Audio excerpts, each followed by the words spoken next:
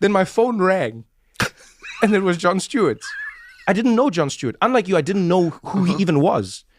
And then he came on, and you know John better than anyone. Like, John does not take himself as seriously as people take him, right? Yeah. So he calls me, goes, hey, can I speak to Trevor? I'm like, speaking. He says, hey, are you speaking to John Stewart?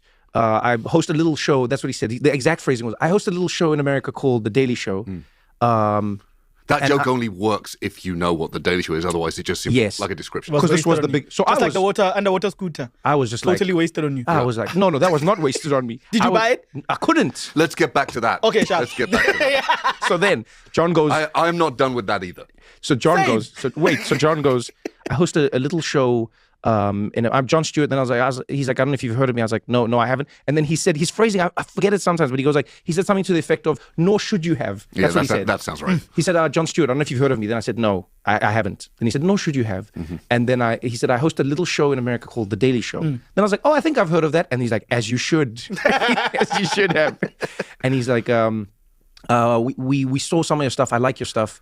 I was wondering, like you, he's like, what do you do? Would you like to come to New York? Yeah. And now, first of all, I come from South Africa. I'm like, this 50% chance this is a scam.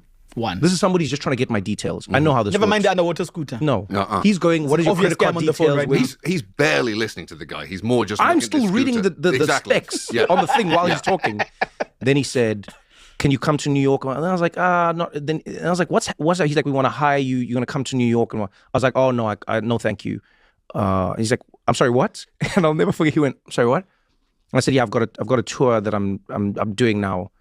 Luton, like all these places. Chipping Norton. Like, I'm out here, baby. Squawksbury. I said the same thing. I said a version of that when they offered me the job. You did? My manager said, yeah, they want you to do the job. And I said, I can't do it. I'm going to Edinburgh. You see? And he said, yeah, you're not going to Edinburgh. You're going to go. You had a manager. That's what saved you. You're going to go do this job. Otherwise, I was thinking, yeah, but I got an 80-seater room at the Guys, stand. you know how hard it is to book Edinburgh? Yeah, I got a room. Your internationally acclaimed satirical TV show has to wait, baby. I don't think you understand supply and demand in Edinburgh in August. And your review written by Copstick. Oh, What a cut. What a deep cut, Eugene. Wow, you got a Kate Copstick reference. Man, we've made it. So that was me. And then John said, wait, so then he paused and he went, tell me about your life. Who are you?